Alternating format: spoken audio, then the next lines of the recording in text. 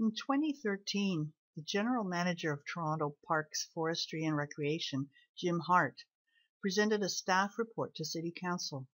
It's called the Parks Plan, and it's 93 pages long. The plan emphasized an objective called placemaking by engaging communities, by making gathering spaces with seating, shade, horticulture, and community gardens, by improving accessibility, maintenance, and good design.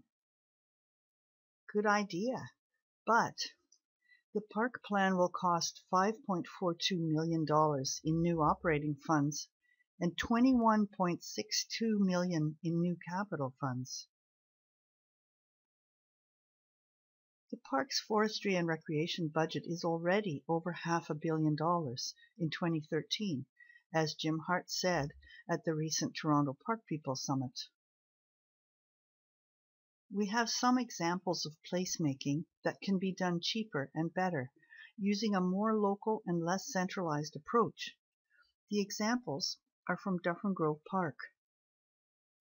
Seating, using existing resources, natural materials, donated lumber. Here's an example: the park's old durable Piper benches. The program staff replaced rotting slats of volunteer welded metal frames. Parks users painted them. Building simple benches as needed. Here's an example: farmers market benches cost $250 each to build. The upside-down buckets for stools are free. Here are Weber-style benches built by program staff using boards and railway ties from the park's supply depot. Here's a cob oval using on-hand material that was already at the park to fix an existing problem. The result, a popular cob oval bench. Using natural materials, for example, logs and stumps, free from forestry after tree removal. Here are stone benches that were added with the pool renovation. Of course, there's always grass and blankets to sit on or lie on, but the ground is hard from being compacted. Here's another thing that can be done very cheaply: tables. Keeping track is important, fixing them on site, using donated lumber and tree stumps. Keeping track. At Dufferin Grove Park, there's a park furniture inventory done, in this case by a park user. May 2012, there's one done every year. There are picnic tables that are broken but can be fixed on site, either by a park's handy person or by park users and program staff with donated lumber and green paint. Tables, of course, can be used for more than eating. Note the stump game table to the right of this picture, just a painted board nailed on top of a big tree stump. Playgrounds are another place where good maintenance can help, repair instead of replacement, and community involvement. Park Friends have been able to preserve the wooden playground so far at Dufferin Grove, saving approximately $400,000. Park maintenance staff built a split rail fence around the playground to keep the dogs out.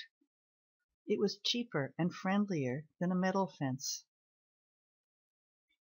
Using the Canadian Standards Association guidelines, the program staff of the park did a playground inventory. The much-loved spider climber did not have to be replaced, as we thought it might have to, so tech services just came and took the rust off. The tree near the slide was allowed to stay. When the whole playground is plowed up, as is often the case in city parks, no one can move their stroller or wheelchair in the deep sand. So program staff work with students from nearby schools to hand shovel only the places where kids might fall off monkey bars. Park users can contribute their maintenance skills. The seat of this teeter-totter was replaced when it broke by a parent with carpentry skills. There can be maintenance reporting by park users, not only by inspectors. For example, when the four-way junior teeter-totter at Dufferin Grove broke, the parents helped the kids write to the playground supervisor. This larger teeter-totter was also broken and had been left unrepaired for over a year. But the letter from the kids brought the welder out a week later, and he fixed both. When a basketball hoop needed repair, the players told program staff. No need to wait for an inspector to discover the problem. Program staff called tech services, who fixed it. Shade is an important issue, also mentioned in the parks plan. We think that trees are by far the most economical way to make shade. The parks plan shows the Greenwood rink roof as an example of how to make shade, but that costs $1 million. For smaller areas, the best shade comes from planting more trees. But new trees need lots of water. In the drought of 2007, many new trees died in parks. Here's an example of a wrong approach. These trees in Kensington Market in both these pictures died even though they were steps from a city wading pool. Wading pool staff said at that time, "Watering is not my job." Here's a right approach. Park friends at Trinity Bellwoods started an Adopt a Tree program. Here's another right approach.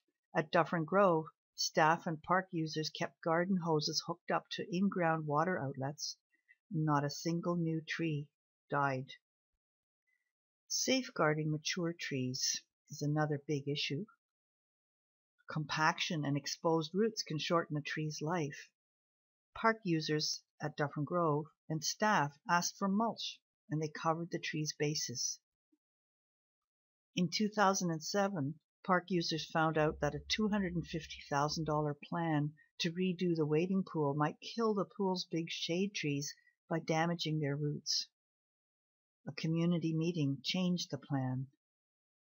The shade trees stayed and are still healthy and shady in 2013. Horticulture is often mentioned in the parks plan. One important part of horticulture is the grass, the ground cover. Citizen science by parks users can help here. Some people, for example, think that park staff vehicles do a lot of park turf damage driving around. Farmers are discouraged from having their trucks in the park during the farmers markets. Staff and park users did tests on what hurts grass at Dufferin Grove. It turns out that people's feet do the most damage in heavy use areas. Vehicles do very little damage, mostly just when the ground is wet. Park users and staff worked with capital projects to get good path maintenance in high traffic areas. Another aspect of horticulture is gardens. We think that local participation and program staff support can really help here. Local 416 Parks gardeners do a lot of work in a short time. In addition, park program staff work with high school students from across the street. They have a drop-in garden club that meets every week. They have lots of fun and often include a picnic. Park friends work with program staff to grow food for the park programs. This wildflower wetland garden was done by a park friend who got an arts grant. Horticulture staff gave the garden club rose bushes to plant near the ovens. Park friend Pat Mackay donated tulip bulbs. Staff and students planted them. Design comes up a lot in the park plan. The best formula, in our opinion, is renovate, repair, repurpose, and always community involvement. The park at Sherburne Common was designed in anticipation of future condos. The whole project cost $28.5 million, mostly for water purification, but the project manager could not even tell us how many millions went toward building the park. A social gathering area was part of the project. After 2 years, it is still locked. Compare, Dufferin Rink House was designed for rink staff, but changed to a social space for skaters. Rink users and program staff scrounged old stools and benches and used stumps for counters and tables. The rink became an all-ages gathering place all winter long. The cost of redoing the rink for social gathering was $58,000. The Dufferin Grove playground needed an outdoor kitchen or cafe, so park friend Georgie Donay got together other park friends to build what's called a cob courtyard. They used clay, sand, straw, and water to make the walls. Park plumbers and electricians added plumbing and wiring for a cafe counter. A cob cafe needs yearly maintenance, just like almost everything else in a park. The Cob Cafe is now in its 9th year. The total cost for building and maintaining it has not yet reached $10,000. It has helped turn the playground into a 6-month-a-year social center. Access is an important issue in the park plan. Park users made a bulletin at Dufferin Grove showing where curb cuts were needed. That small design change made the park more accessible to wheelchairs, strollers, and bikes too. These are just some of the ways in which the park's plan objective of placemaking can be done with less money and more fun. For more examples, see publiccommons.ca.